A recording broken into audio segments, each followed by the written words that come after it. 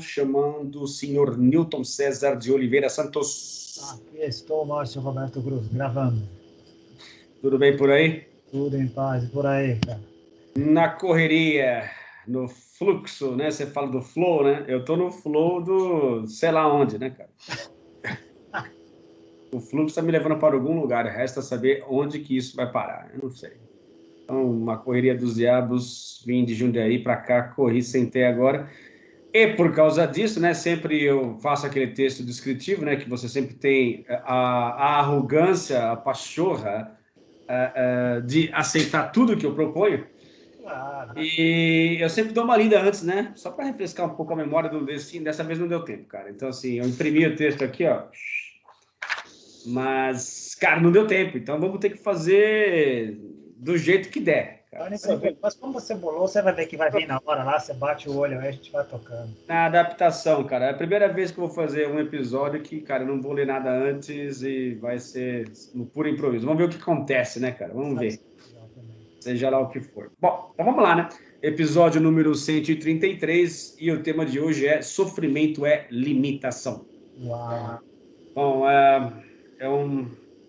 a inspiração desse tema, ela surgiu ouvindo um podcast do Bernardo Castro, porque eu baixei lá no Spotify, e enquanto eu vou, né, daqui para outro lugar, eu fico ouvindo dentro do carro. E quando ele mencionou lá que sofrimento é limitação, ele deu um contexto, mas não vou lembrar agora exatamente o contexto, que lógico que não foi só essa frase, né? Foi toda uma resposta que ele deu para alguém lá, que eu não vou lembrar agora. Mas quando ele falou sofrimento é limitação, pum, isso meio que acendeu a lampadinha na cabeça. Opa, peraí, cara, essa frase é boa, embora, né, não seja grandes coisas assim, né, em termos de significado, mas de alguma maneira isso caiu e recaiu dentro de alguns aspectos do meu inconsciente que me fez pensar assim, poxa, isso aqui dá um tema, dá para desenvolver alguma coisa a respeito. Já abordamos o assunto, o sofrimento, no episódio 92, né, cujo título é O Valor do Sofrimento, mas eu acho que dá para expandir além disso, né, para outros aspectos, inclusive por coincidência ou por sincronicidade, entre aspas. Nesse final de semana, no domingo mais precisamente, eu me deparei com um vídeo no YouTube de um cara falando, acho que vou até compartilhar aqui depois, colocar no descritivo embaixo, sobre as 4 nobres verdades do budismo, e adivinha, estava lá, né, uma delas, o sofrimento. Mas esse vídeo eu achei especial, porque lógico, não foi a primeira vez que eu acessei essas informações, mas o nível de profundidade desse cara em particular eu gostei bastante. Achei muito interessante, me inscrevi no canal, porque ele vai do jeito que a gente gosta, né? Ele gosta de se aprofundar em cada questão ali abordada. Não ficou só na superficialidade das 4 nobres verdades, fala rapidamente. Não, ele foi abordando cada tema até ele conseguir se expressar do jeito que queria. Então, enfim, acho que é um pouco da intenção que nós tentamos fazer aqui, né? Não se contentar simplesmente com as palavras ou com os conceitos, mas tentar esticá-los o máximo que a gente consegue ou aprofundar neles o máximo que for possível. Então, isso me acendeu algumas questões em relação ao quanto que o sofrimento está ligado à questão da limitação, né? Não há como negar que é uma questão básica da existência, todo mundo já sofreu ou sofrerá algum dia, né? De alguma forma, de algum jeito. E acho que é interessante a gente pensar de que, obviamente, como abordamos naquele episódio 92, de que o sofrimento possui um valor, ninguém gosta de sofrer, ninguém, de forma proposital, vai querer sofrer nessa vida, né? Pelo menos assim, uma pessoa que nós consideramos como uma pessoa em estado mental relativamente são para fazer isso, mas de qualquer maneira o sofrimento naquele episódio, pelo menos a gente tentou avaliar ou salientar, ele possui um significado por trás, ou seja, o sofrimento ele não é em vão. A questão do sacrifício, a questão do sofrimento, ela é muito útil porque nos faz parar para pensar a respeito de tudo que está acontecendo, né? Então, por que eu estou sofrendo? Por que isso está acontecendo? Quais são as causas disso? O que me leva a sentir isso? E por aí vai. Ou seja, uma propriedade ou uma característica típica de animais que possuem esse poder da metacognição, como somos nós. Outros animais, não dá para bater o martelo e dizer com certeza, mas é possível deduzir que talvez eles sejam o sofrimento, ou seja, passam pela experiência do sofrimento, mas não existe uma camada acima, ou várias camadas acima, porque o processo da metacognição, eu imagino que ela é mais ou menos parecida com aquela questão não,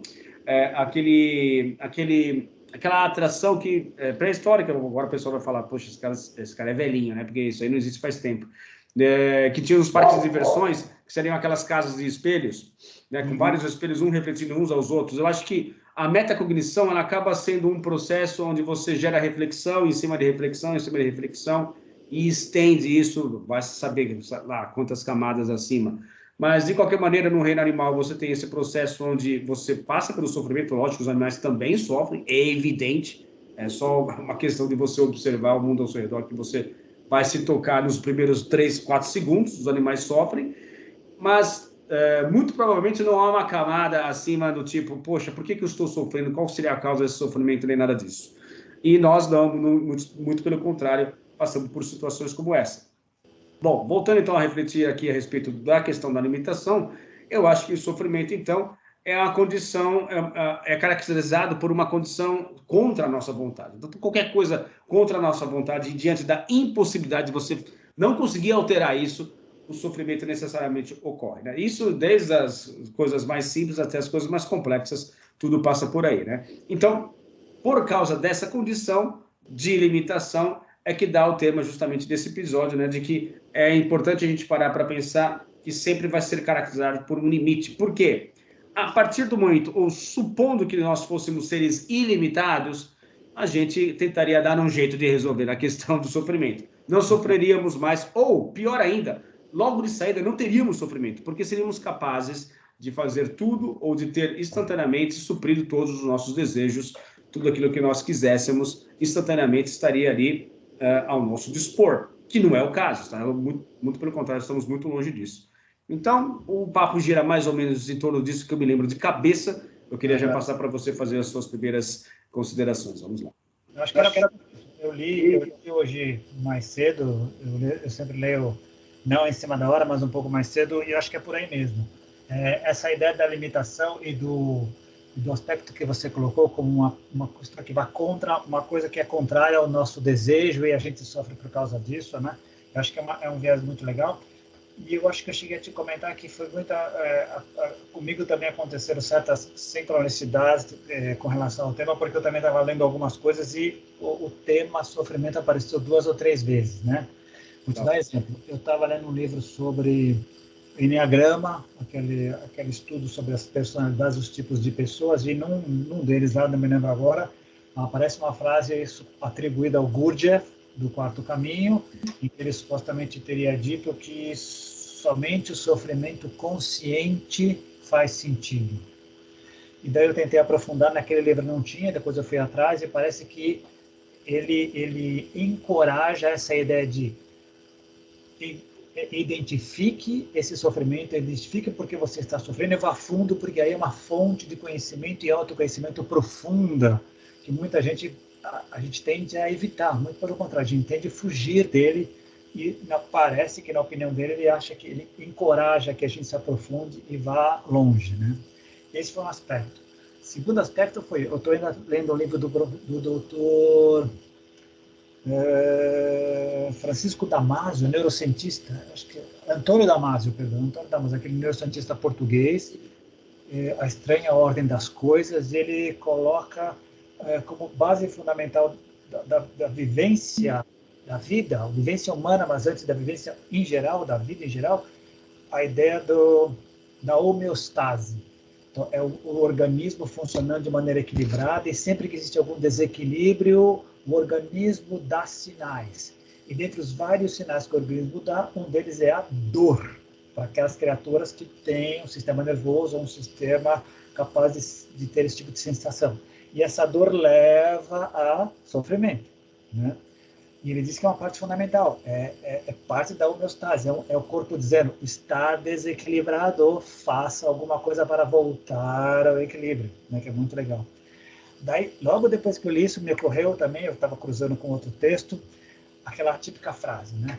A dor é inevitável, mas o sofrimento é opcional. Aí eu estava lendo isso, eu li isso, logo depois estava embaixo. Essa é uma frase fantástica para você colocar no Instagram, mas a questão é muito mais complexa do que isso. Eu falei, uau! Então eu comecei a ler e foi bem legal, porque uma pessoa começou a escrever, era um cara que participou, ele foi colega da doutora Elizabeth Kubler-Ross.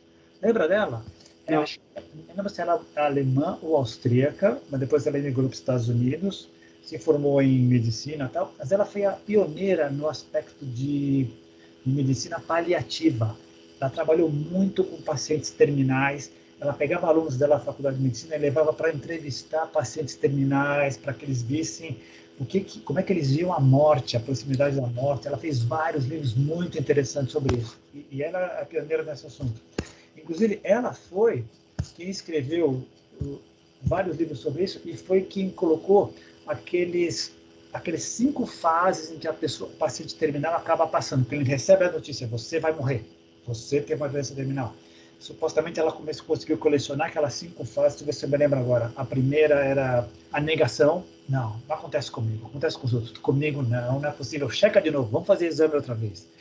Depois, geralmente a pessoa confirma, aí vem a raiva: por que comigo? Porque eu sou uma pessoa tão boa, por que comigo? Depois vem a barganha: mas se eu tivesse feito alguma coisa, será porque eu fiz aquilo? Às vezes barganhando com Deus: puxa, se eu rezar um pouco mais, será que não dá para evitar isso? Aí quando a pessoa vê que não dá certo, vem a depressão: vou morrer mesmo, não vai ter jeito, né? Não vai ter jeito. E no final, se tudo der certo, vem a aceitação: bom, é isso, eu não tenho o que fazer. Então parece que todos nós, de alguma maneira, não nessa ordem estanque, mas todos nós, quando nos deparamos com a notícia da morte, passamos por isso. Mas o texto, sabe o que falava? O texto falava sobre um passo além: a pessoa que fica. Não a pessoa que morreu, mas a pessoa que fica e passa por todo esse processo. Então parece que o luto também passaria por isso. Passaria pela negação: puxa, a pessoa que eu amo não vai morrer. Depois a raiva: puxa, que sacanagem comigo, né? Puxa, logo comigo.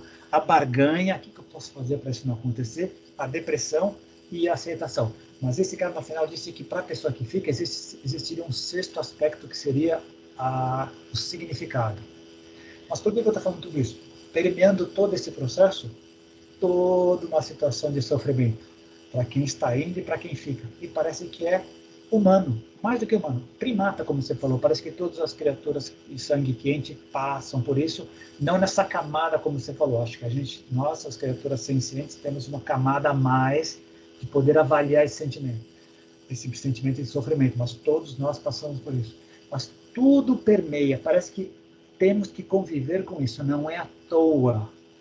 Mas parece que não estamos lidando bem, parece que fugimos, tentamos escapar e não aproveitamos essa oportunidade que nos dá de conhecimento e transcendência, uma série de outras coisas. Na era da dopamina, né, cara, na época da gratificação instantânea, cada vez mais fugimos de tudo que pode apenas soar como dor ou apenas soar como sofrimento. Fugimos feito o diabo da cruz, e vai ficando cada vez mais complicado isso. E talvez reforce alguns aspectos, porque eu acho que, te ouvindo agora, a gente pode avaliar alguns aspectos do que seria essa limitação que o sofrimento causa. Mas uma delas seria essa: no momento em que eu fujo dessa situação, eu também estou limitando o meu crescimento, eu estou limitando o meu entendimento da realidade, eu estou limitando meu próprio ser, minha própria justificação pela qual eu encarnei aqui, eu estou vivendo, né? Eu acho que é uma luta que, volto a dizer, lógico que não é fácil falar, né? Difícil realmente vivenciar o que estamos dizendo, lógico, entendo perfeitamente, mas de qualquer maneira estamos aqui para justamente levantar essas questões. Mas de que você, ao passar por um processo assim, né, e tentar encarar isso como uma forma de entendimento da realidade, né, entender que justamente a questão da limitação, ela não poderia ser diferente, ela é inerente, é ilógica em relação à própria vida, porque aí a gente vai poder extrapolar, porque eu me lembro também de uma outra parte do texto, onde eu extrapolo a questão invertida, né? Ou seja, se a gente parte do princípio que o sofrimento é limitação, e todas as criaturas, todos os seres vivos são limitados, obviamente, haveria algum aspecto que não seria limitado? Bom, teoricamente, Deus, ou a consciência cósmica, seria ilimitado. Pelo menos é o que nos ensinaram nas escrituras, né? Que Deus seria onipotente, onipresente, onisciente. Porém, olha só que coisa, né?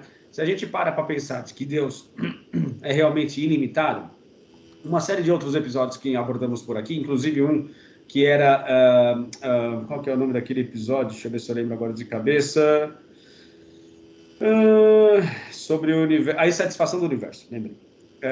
De que se o universo é de natureza fundamentalmente mental e o universo é completamente dinâmico, ou seja, não existe nada no universo que esteja parado, que esteja fixo, essa natureza mental nos leva a crer que, muito possivelmente, se da mesma forma, né, assim como é em cima e embaixo, vamos ter que falar mais ou menos sobre o Caibalion aqui em outro momento, podemos usar a analogia de que nós, como criaturas insatisfeitas, e refletir a respeito do que nos leva a ter essas insatisfações, desde sempre fomos assim. Desde sempre insatisfeitos, sei lá, com o lugar onde estávamos lá na África, né? Nós começamos a migrar para outros locais para pegar, sei lá, buscar outras comidas, outras formas de alimento, ou simplesmente porque a região ficou quente demais ou ficou fria demais. Isso vai gerando uma insatisfação e vai gerando movimento por consequência. Então, usando aí a lei do assim em cima, assim como é em cima e embaixo, podemos pensar se a consciência cósmica também não estaria insatisfeita ou muitíssimo insatisfeita, justamente por causa dessa dinâmica toda, essa movimentação toda que está acontecendo o tempo todo em formas de galáxias, né, umas colidindo contra as outras, explosões supernovas, buracos negros e por aí vai. Então, numa condição assim, a gente poderia pensar, poxa, mas se Deus é onipresente, onipotente e onisciente, ele não poderia estar insatisfeito. Então aqui a gente entra num beco sem saída, né?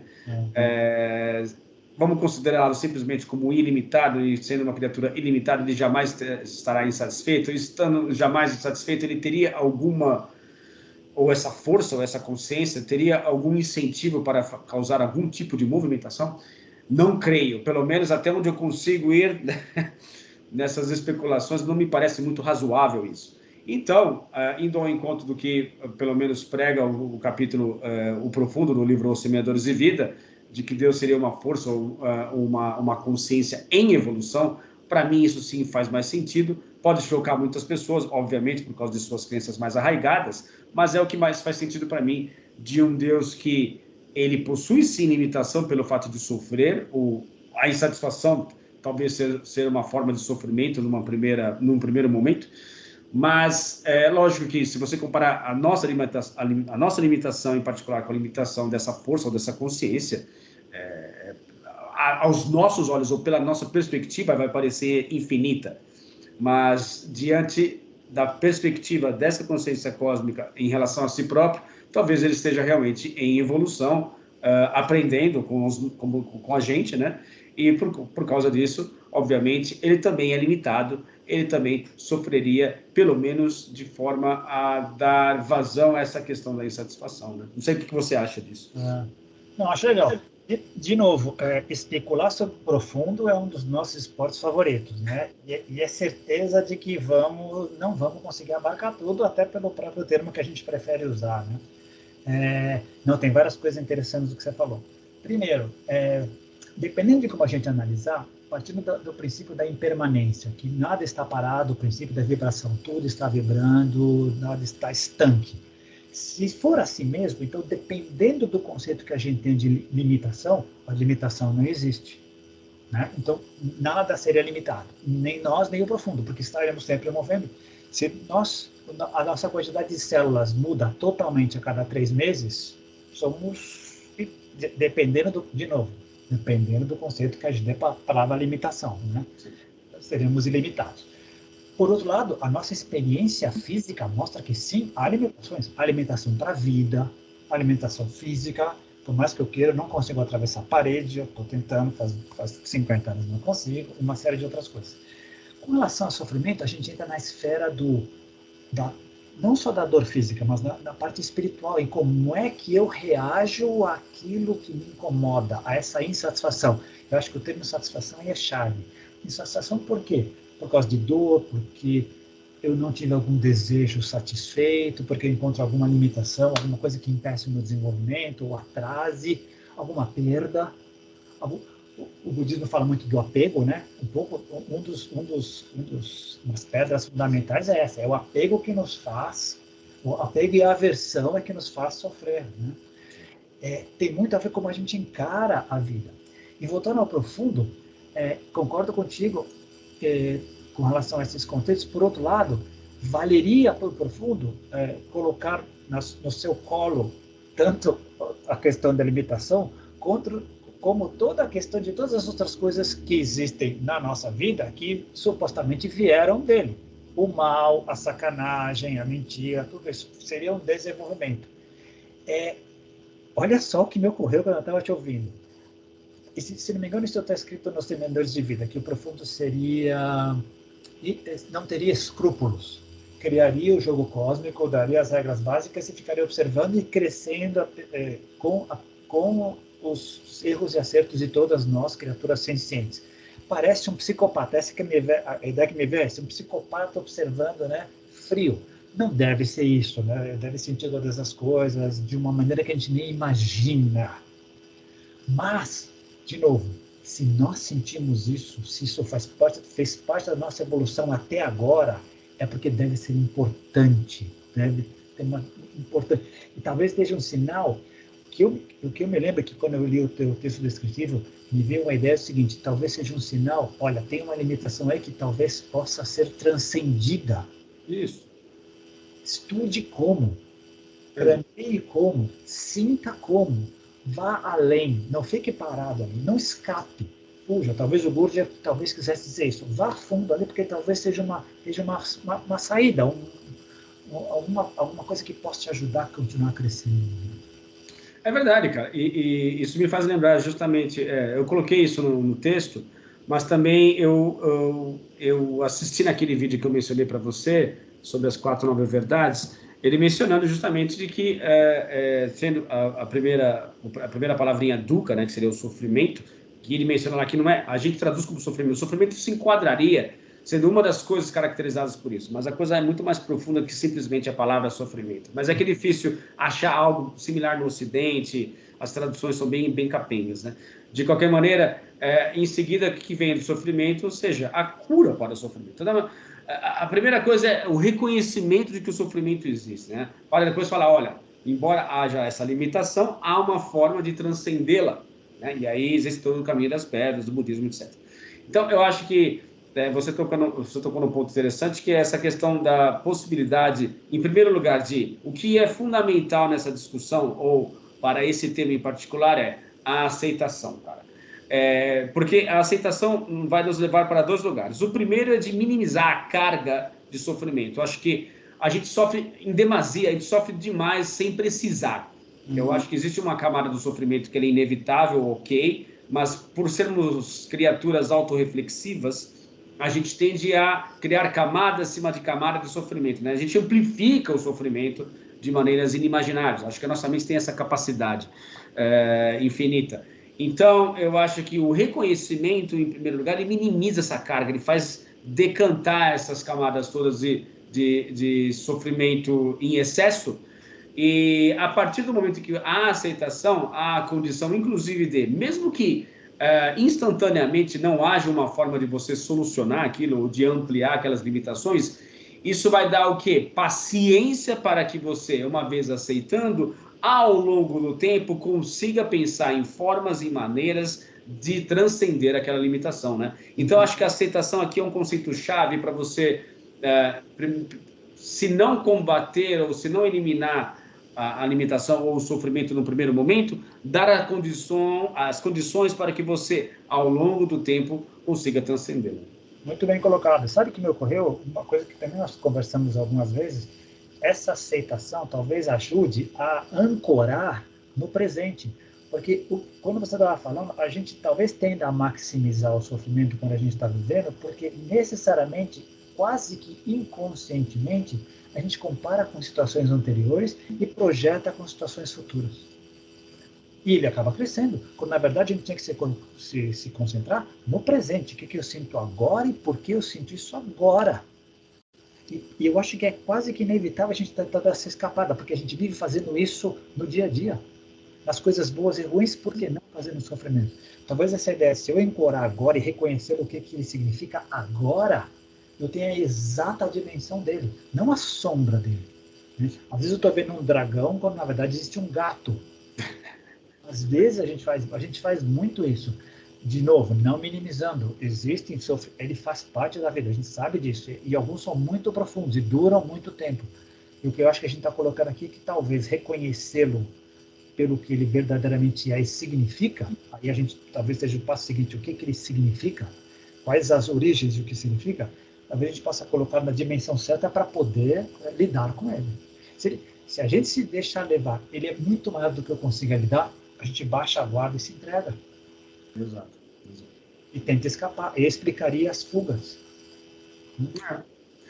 Eu acho que tem esse aspecto que você realmente mencionou agora, da questão da fuga, como forma de você desviar a sua atenção ou evitar o contato com isso, justamente por não acreditar que haja algum ensinamento por trás, ou enfim, não tem a capacidade de se aprofundar nas coisas como geralmente nós não fomos preparados para fazê-lo, né? Tanto é que os nossos episódios aqui, eles advêm, muitas pessoas comentam. Aliás, agradecer, aproveitar aqui, lembrando, né, as pessoas que estão fazendo seus comentários, agradecendo a gente pelos episódios que temos feito. Muito obrigado aí à audiência que nós temos. O canal não é muito grande, mas as poucas pessoas que estão aqui, elas são bastante fiéis ao nosso trabalho. Então, queria aproveitar e agradecer pela disponibilidade em assistir e principalmente em comentar depois, né, ou agradecer, né? Valeu mesmo a todos vocês. Legal. Mas assim, nossa, agora até perdi o fio da meada, hein? O que eu estava falando? A gente falou da fuga. Da fuga e... do aspecto da fuga. Tá, lembrei. Porque essa questão do aprofundamento e tudo quanto é tipo de questão, que eu lembrei por causa disso, né? Um dos elogios foi nessa capacidade que nós aqui temos de nos aprofundar nos temas, né, em determinados temas. Foi comentado que em outros canais as pessoas também falam sobre isso, mas não há um aprofundamento do jeito que nós fazemos. Bom, posso dizer que assim não foi proposital, isso veio naturalmente, mas também adicionar que há um treinamento, né, ou seja, uma atividade ou um hábito que foi criado, né, de se treinar isso ao longo de... Quanto tempo já deu aí? Quantos anos que a gente faz isso? Sei lá, perdi as contas. Nós estamos juntos aqui, acho que desde outubro de 2016, então nós estamos logo para 7 anos. 7 anos treinando isso semanalmente. Lógico que houve aí no meio do caminho, né, algumas desistências, alguns problemas, mas, né, dá para dizer que foram 7 anos seguidos, né? Então, há um treino. Então, da mesma forma, bom, assim, então voltando um pouquinho antes do que eu queria dizer, né? Há essa completa falta de treino em relação ao aprofundamento, principalmente quando se trata da questão do sofrimento, onde há ali, né, aquela questão da ferida, né? Quando você bota o dedinho ali, a primeira reação é, opa, tira o dedo daí, pelo amor de Deus, eu não quero mais que ninguém coloque o dedo aí. Então, naturalmente, as pessoas repelem. Mas, numa segunda camada, há também a falta de aprofundamento nas questões, ou a falta de hábito de se aprofundar nas questões, que impede que as pessoas naturalmente parem e reflitam a respeito daquele sofrimento em particular, né? Então, acho que são 2 pontos importantíssimos dessa questão do que isso não acontece com tanta frequência. Corroborando o que você falou, como existe uma associação muito próxima entre sofrimento e dor, então vamos tentar abordar o sofrimento pela dor, né? Exato. Qual é a nossa primeira reação quando a gente sente dor? Querer livrar-nos dela, ponto. Seja por médico, seja soprando remédio, sopro, botando água, alguma coisa. Quantos de nós paramos por que essa dor significa, por que ela aconteceu, já aconteceu alguma coisa antes, tem alguma coisa que eu possa aprender com ela? Dificilmente a gente faz isso, né? E mesma coisa com o sofrimento. Segundo, tanto a física quanto a emocional e sentimental. O que acontece quando a pessoa está muito ruim? A primeira tendência é que nós, os amigos, as pessoas próximas, chegam e dizem, esquece isso, pensa em outra coisa. Não fica presa nesse tipo de coisa, isso só faz-te mal. Talvez sim, mas talvez isso não seja um hábito que a gente tem feito e talvez impeça a pessoa. Talvez no primeiro momento seja bom se afastar de um certo sofrimento, talvez ele seja muito grande para poder ser abordado racionalmente ou com calma. Mas para sempre, talvez não seja o ideal. Mas a gente tende a fazer isso. Não pensa nisso, esquece isso, é clássico, não esquece isso, não volta mais para isso, não tem nada para acrescentar. Talvez não, talvez tenha muito a acrescentar, talvez tenha muita lição aí que a gente deixa passar batido. Mas acho que tem uma boa pitada também aí, cara, nessa mistura toda, de um não conformismo com o status quo. né? E voltamos, né? Volta a bater nessa tecla da aceitação ou da falta de aceitação em relação a aspectos da natureza, porque, cara, a natureza é o que é, né? Enfim, você mencionou que o universo não tem escrúpulos, eu poderia, né, estender isso para a natureza. A natureza não possui escrúpulos. Então, isso faz parte da natureza, né? O sofrimento está ali presente desde sempre, né? Então, é meio que uma negação de uma parte nossa, uma parte que é parte intrínseca do nosso próprio processo, né? O sofrimento, assim como a dor, os opostos, né, que fazem parte da natureza, são aspectos inerentes a nós mesmos, que são rechaçados ou renegados a assuntos sem importância, ou se eles existem, eles vão ser simplesmente abordados só naquele momento em que eles passam a acontecer e eles chegam no nível do insuportável. Aí que a pessoa vai se tocar e realmente pensar a respeito. Antes disso, jamais. Então, eu acho interessante essa questão de se pensar a respeito essa falta de...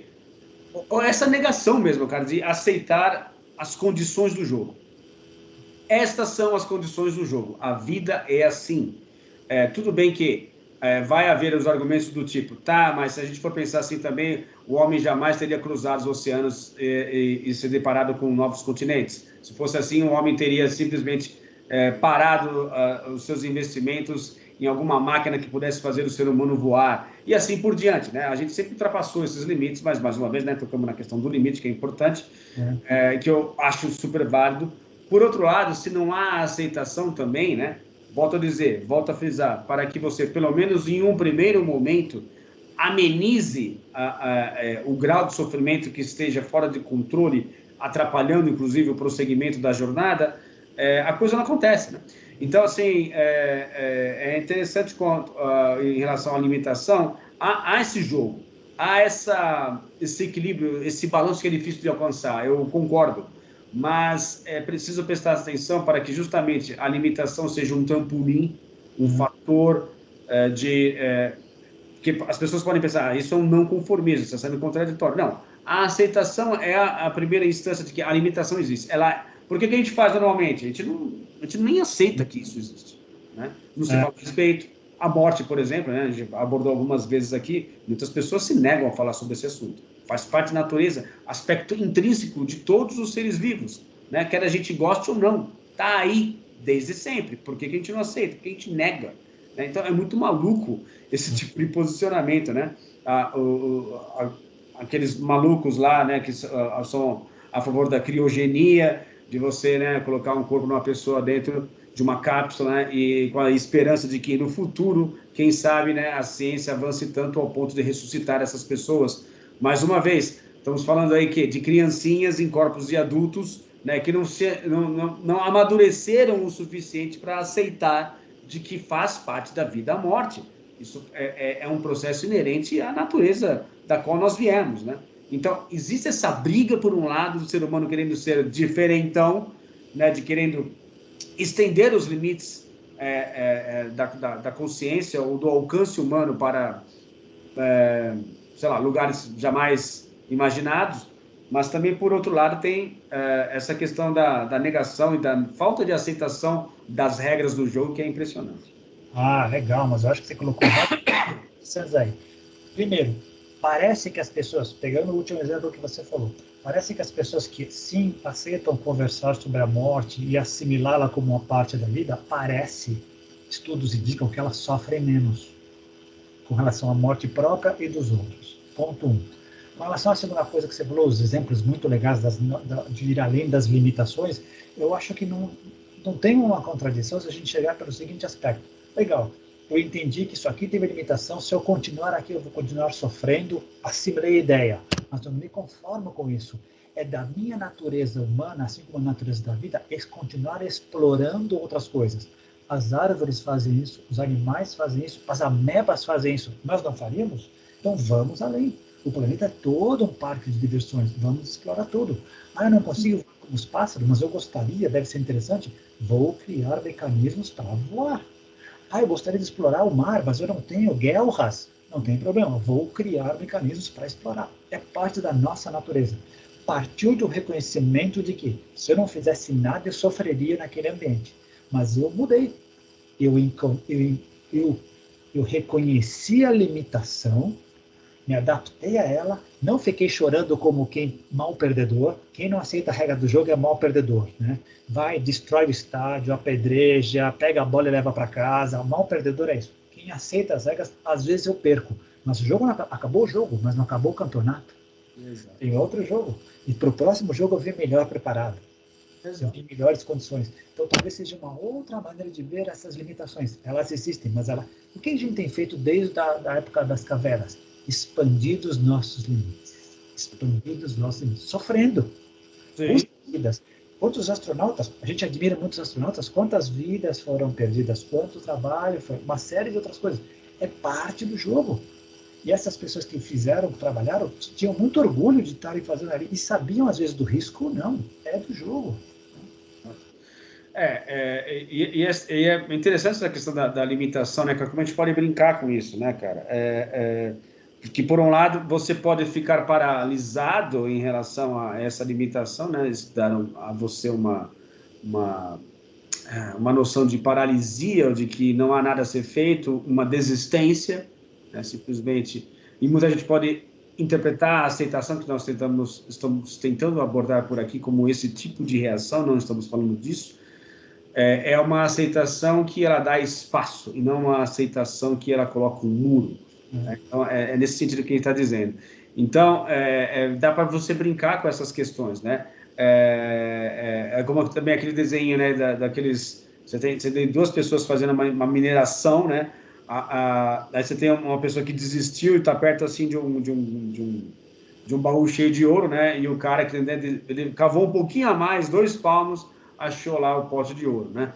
Então, muitas vezes, essa limitação é uma forma que há ali da gente superar aquilo em nós mesmos, né? E superar aquilo de uma forma coletiva, como nós estamos fazendo em relação à nossa própria civilização, né? Mas a questão do sofrimento atrelada à insatisfação e atrelada à limitação gera aí um tripé, cara, muito interessante em termos de avanço, inclusive de aquisição de maiores ou mais amplos níveis de consciência. Legal. Sabe outra coisa que me ocorreu que eu acho bacana? Aliás, isso é uma das coisas que eu acho que a gente tem feito com regularidade, que eu acho que talvez diferencie, não diferencie porque a gente não é diferente de ninguém, mas que dê um tempero a mais. A gente procura ver perspectivas diferentes, que eu acho que é legal, tem várias perspectivas. Imagina as que a gente não está enxergando. As que a gente enxerga dá um tempero, imagina as que a gente não enxerga. Vou te dar um exemplo. A ideia dos mineiros ali tentando cavucar e chegar lá. Uma outra razão para nós sermos vários, milhões, bilhões, porque enquanto alguns pioneiros vão e chegam aos seus limites de sofrimento, outros, muitas vezes encorajados por esses pioneiros, têm mais condições de suportar isso e vão além. E dão uma dica, olha, é sofrido, mas vale a pena. Vale a pena. Olha o que a gente pode conseguir.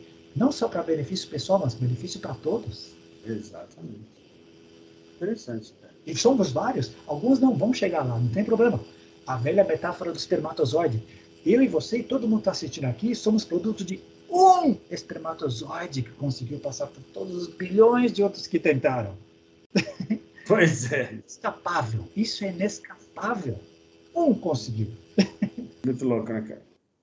Mas aí, você tocou num ponto agora que não está relacionado diretamente com esse papo, mas esse é um dos mistérios ainda não resolvidos para mim, em termos de aceitação amplamente difundida do idealismo metafísico, porque a questão da concepção continua sendo um mistério para mim. Assim. Tudo bem que especulamos a respeito de que há uma necessidade inerente à dissociação, ou há um aspecto natural envolvido na dissociação, né? Ou seja, a dissociação ocorre, cara, em profusão, né? Em todos os aspectos. Seres vivos brotam, pululam em tudo quanto é lugar, pelo menos aqui nesse planeta, né?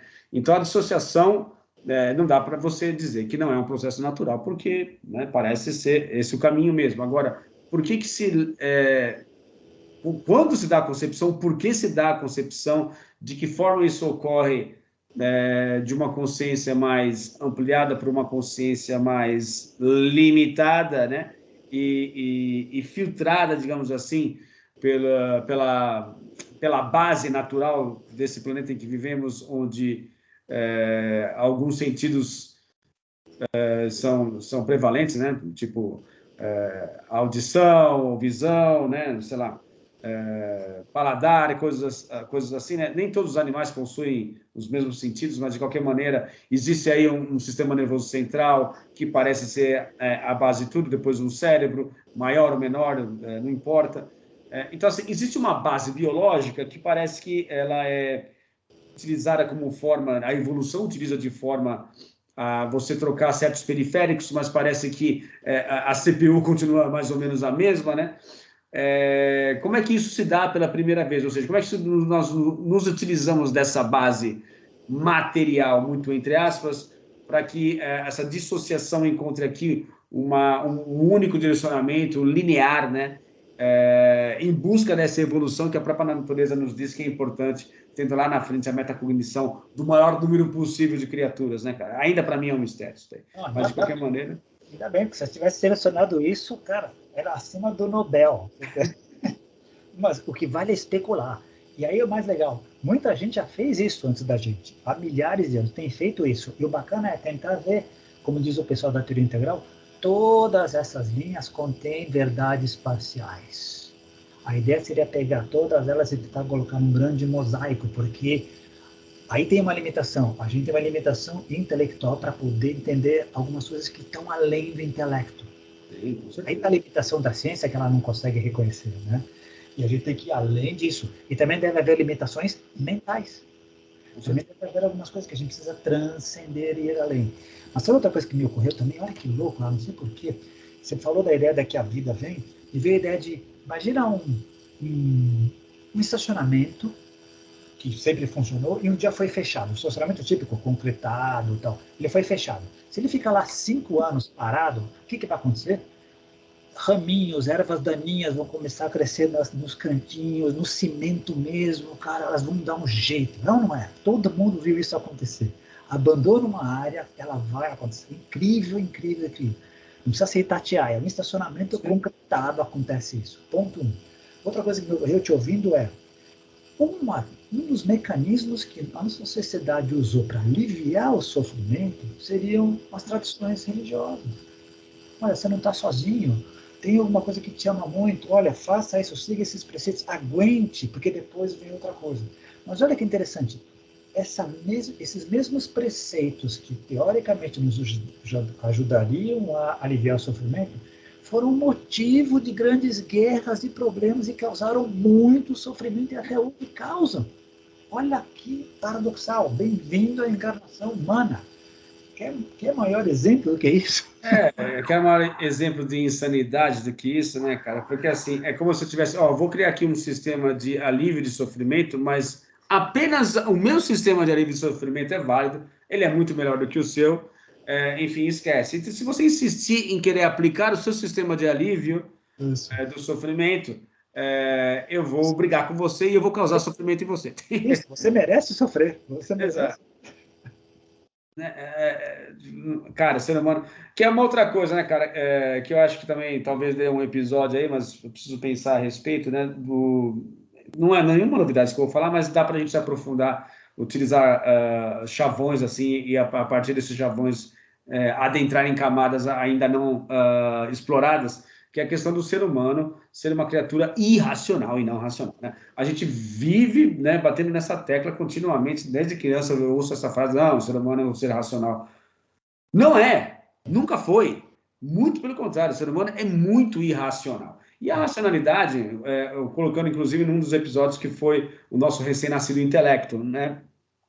Dessa habilidade recém-adquirida do intelecto, a capacidade de raciocínio, ser na escala da evolução a última etapa, né? Ou seja, é a cereja do bolo. Mas existe um bolo gigante embaixo dessa cereja que a gente ignora, né? É o fato de sermos criaturas instintivas, criaturas emocionais, criaturas sentimentais, agimos por impulso, uma série de outras circunstâncias intuitivas, que nos fazem ser quem nós somos. E o intelecto ou a razão é simplesmente uma pequena parte desse processo que a gente acha o máximo, né? Mas isso a gente vai... Vou tentar escrever alguma coisa a respeito, eu proponho um outro episódio. O doutor Antônio Damasio, neurocientista lá português, ele escreveu um livro muito legal chamado O Erro de Descartes. em que ele passa todo o livro contando a história do cartesianismo, da racionalidade, para chegar no final e dizer, de acordo com os meus estudos, o ser humano é um ser eminentemente emocional, não tem nada de racional. Mas esse é só um ponto. Outra coisa que me ocorreu também te ouvindo deixa eu ver se eu me lembro agora. A gente falou do... olha como a gente foi capaz de permear o conceito de limitação. É importante, é interessante isso, né? E a gente esqueceu de falar um dos tópicos que a gente adora, que são as paredes do cativeiro. Sim. Né? A gente vê um muro, alguns de nós se limitam, outros, como é que eu vou pular esse muro? Como é que eu vou dinamitar esse muro? Como é que eu vou contorná-lo, né?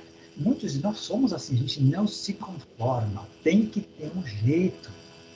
E a própria palavra, né, cara? A gente poderia se contentar em, tipo assim, bom, vamos falar sobre limitação. Tipo, acabou, não tem mais o que falar, porque a própria limitação é um limite para essa conversa, não tenho o que dizer, tchau. E não, a gente conseguiu ampliar, né, puxar esse tudo quanto é lado Então, assim, sempre dá, né, cara? Assim, o que falta muitas vezes é esse hábito de saber que a gente sempre pode mais, né? E que para eu poder mais, eu preciso de você e você de mim, né? Então, assim, isso lógico que é uma pequena, uma minúscula amostragem, né, daquilo que pode ser feito de forma coletiva. Mas, de qualquer maneira, é sempre essa possibilidade de que é uma das razões que, para mim, justifica o fato de sermos tantos. Ou seja, se somos tantas pessoas, se somos tantos seres humanos, deve haver alguma razão para isso. E uma dessas razões, a que me parece mais forte, é justamente de ampliar nossa capacidade de processamento, de conseguir ter como ferramentas cada vez mais pessoas trabalhando de forma coletiva em prol de um objetivo comum. Então, enfim, essas coisas fazem parte, né? Então, não vejo por que não fazer esse tipo de exercício. Analogias também que a gente usa. Se o organismo é feito por moléculas que formam células, que formam órgãos, que formam todo o tecido, que formam o corpo, o planeta, nós também fazemos a nossa parte. Cada um de nós tem uma parte a fazer, como células que formam tecidos, que formam órgãos e assim por diante. Né? E ter consciência disso expande a nossa ideia de limitação. Eu cumpro a minha parte, mas se eu cumprir a minha parte muito bem, eu sei que eu estou fazendo parte do todo. É a ideia do que o pessoal da teoria chama de Holon, né? Do livro do Deus da Máquina, do Arthur Koestler, que é ao mesmo tempo uma parte e todo. Uma célula ela é um todo em si, mas é parte de um órgão. Exato. É uma parte em si, vem um todo em si, não é parte de um corpo, e assim por diante. De novo, expandindo a limitação em todos os conceitos, físico, mental, espiritual, seja lá tudo que a gente for. Dá para ir. E junto a reboque, o conceito de sofrimento. Ele tem um significado, ele quer dizer alguma coisa, ele não veio à toa. Ele pode ir espiralando, né? E estão abrindo o leque do que significa. E dá para colocar isso num ciclo também, né, cara? Se você parar para pensar assim, né? Vamos supor, a gente chega em algum lugar que nos parece um primeiro momento ideal.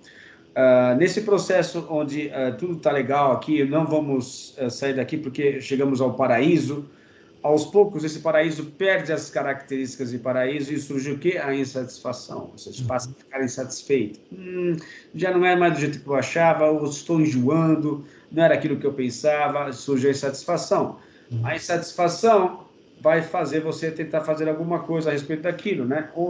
Então, a satisfação, a gente poderia analisar isso dentro desse ciclo como um aspecto mais avançado da insatisfação, onde há um sofrimento.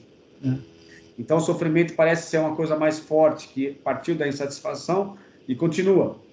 E depois daí, você tem esse mecanismo que o sofrimento nos dá, de você conseguir transcender aquela limitação, amplia os horizontes e consegue chegar em outros paraísos diferentes daquele, ou você simplesmente sucumbe àquilo e desiste, né? Então, me parece um mecanismo interessante da própria natureza de se expandir e de evoluir, né?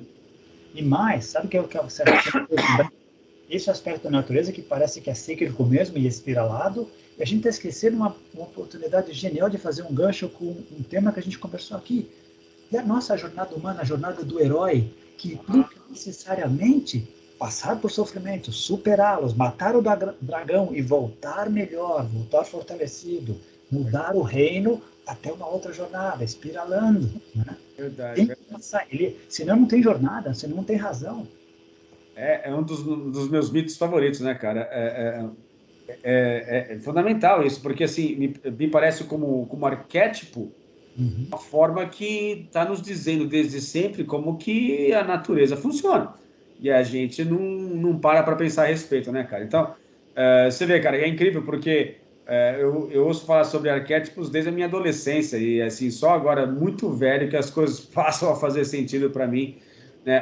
Por quê? Por causa da maturidade mesmo, cara. Nossa capacidade fala, nossa, assim, que eu presumo que você tem a mesma capacidade de nos aprofundar nesses temas e não se conformar com os limites que os paradigmas acabam impondo. Também é uma questão importante falar sobre paradigma aqui, que é essa questão do paradigma causar uma paralisia, né? E você não ser capaz de transpor esse limite simplesmente por causa de uma crença. Né? Thomas Kuhn coloca isso, o Carlos Paz reproduz no livro dele. Existe a paralisia, é assim que é, e como é que isso é modificado? Os outsiders vêm, começam a criticar esse modelo, apresentam provas, até que, como costuma dizer, a velha geração acaba morrendo e dá a razão para que a nova venha com outras evidências e se muda o paradigma. E voltando ao que você falou agora há pouco, o que é o amadurecimento, o que é o crescimento espiritual e intelectual, se não uma série de jornadas de heróis sendo feitas em sucessão e muitas vezes conscientemente extrapolando os limites, as limitações e superando os sofrimentos. Incrível, né, cara?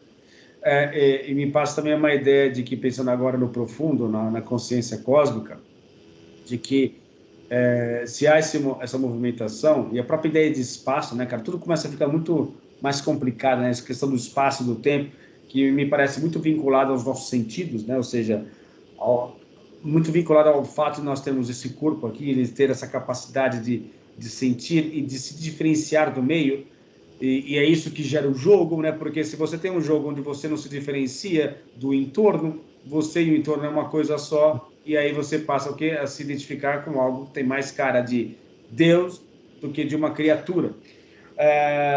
Lógico, né? Aqui, livre, aberto para especular das formas que eu acho são sadias de explorar. De que Deus também, cara, talvez esteja dentro de um paradigma semelhante entre limitações dele em função de um outro cenário, sabe-se lá de que forma, mas que eles também, ao se ver identificado com uma certa limitação ou uma certa insatisfação, ele tem essa oportunidade de expandir, de aprender também para instâncias que a gente sequer tem a capacidade de imaginar, mas por que não? Talvez a coisa continue. E aí a questão do espaço, porque fica nessa ideia de, pô, mas Deus não é infinito? É infinito pela nossa perspectiva aqui. Assim como seria infinito, sei lá, uma formiga pensar, né, no que acontece na vida de um ser humano, né? Por exemplo. Pega um carro e vai, sei lá, anda com esse carro por 700 quilômetros. Então, talvez algo parecido ocorra, né, daqui para lá. Quer ver que legal? Outra coisa que a gente falou do Kybalion hoje, o primeiro princípio, se não me engano, é o todo é incognoscível. O todo é tudo e é incognoscível. Legal. Alguns de nós sacaram isso, reconhecemos isso, mas em nenhum momento diz que você não deve especular a respeito. Não, especule, craneie, tente, porque experimente-o. Acho que ele gostaria, de novo, lembrando do que o pessoal da teoria integral prega e que eu acredito muito, a gente pode falar do profundo em terceira pessoa, como nós falamos aqui, podemos falar do profundo em segunda pessoa, cada um nas suas preces diretamente, e se somos centelhas divinas, profundo em primeira pessoa, somos também, e podemos experimentá-lo. Exato. Olhando para dentro, meditando, introspecção, contemplação, podemos experimentar. Se Deus é a fonte de tudo, né? Se a consciência cósmica é a fonte de tudo, e se nós somos criaturas dissociadas ou consciências dissociadas dessa grande consciência universal, e se Deus enxerga a si próprio através de nós, o sofrimento também passa por ele. Ou seja, mesmo que indiretamente, esse Deus também teria que sofrer, cara. Ainda que indiretamente, ainda que por tabela, esse sofrimento também seria sentido. Fazendo um gancho com outro episódio que a gente fez aqui, faz parte desse avatarzinho que foi criado aqui, passar por certas experiências, inclusive de sofrimento. Quando ele cria a pessoa, quando o nosso ego cria a persona para poder sobreviver nesse mundo cruel e cheio de problemas, Faz parte do pacote isso.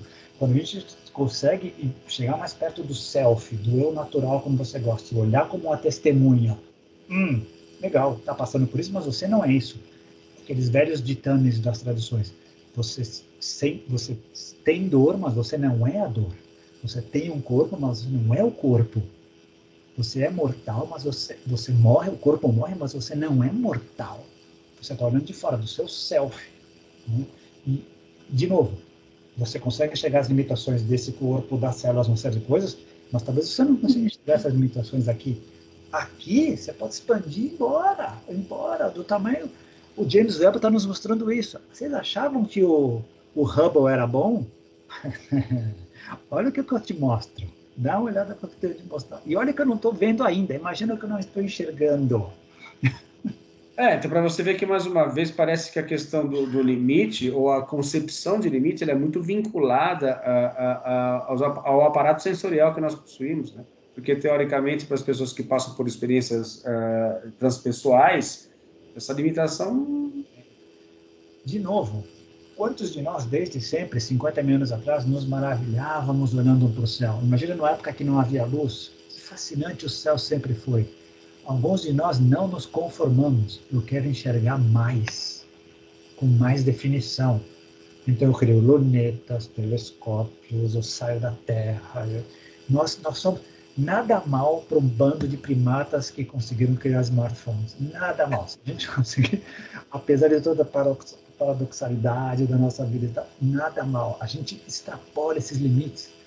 Ouvi dizer que a fossa de Mindanao é o lugar mais profundo que existe? Vamos criar aparelhos para filmar e enxergar aquilo. Nós somos incríveis, né? Sim, claro. O ser humano é essa coxa de retalhos paradoxal mesmo, né, cara? Você tem tudo que é de incrível e tudo que é de terrível, né, cara? De absurdo, né? Tudo pacotão só, né? De novo, tem limite? O que está me impedindo de ver? Vamos superá-lo. Exatamente.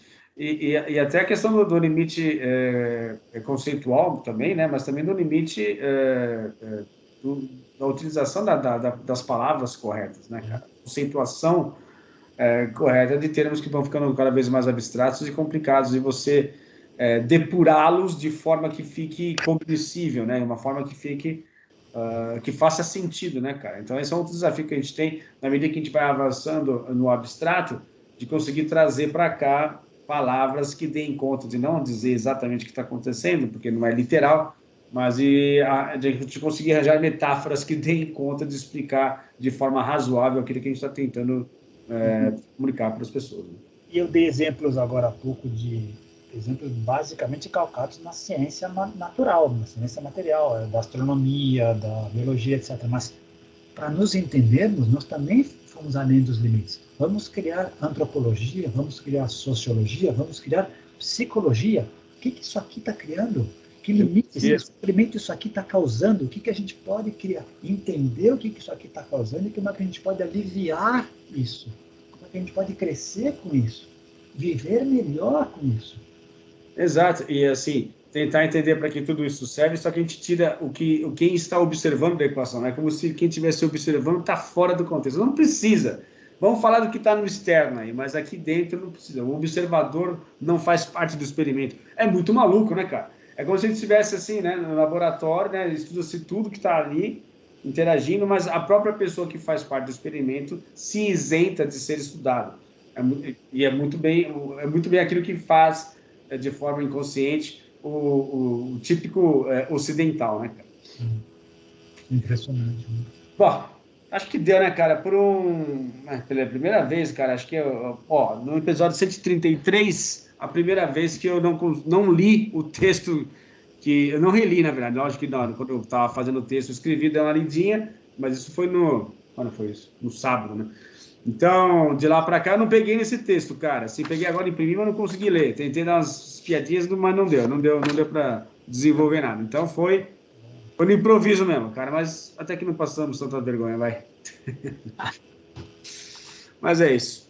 Bom, cara, então eu aproveito para agradecer mais uma vez aqui, não só a você, quanto as pessoas também que elogiam, né, mandam suas mensagens, Algumas que me conhecem pessoalmente têm meu telefone, também mandam recados, isso não aparece no canal. Muito obrigado a vocês também, quem está me assistindo aqui. O Gabriel, em particular, que mandou um áudio muito generoso, dizendo que foi um episódio sensacional, o episódio anterior, de número 132. Valeu mesmo, Gabriel. E, né, divulguem esse canal para as outras pessoas, né, nos ajudem a fazer esse canal crescer, porque assim a gente continua com esse projeto até a gente conseguir, né, cara? Muito obrigado pela sua participação sempre impecável e até a próxima etapa com o próximo episódio de Contatos Insólitos. Muito obrigado, até mais. Beleza, Roberto, tudo bem. Vamos lá, continuamos sem sofrer. Sem sofrer. Valeu, cara. Um grande abraço. Falou, até mais. Tchau.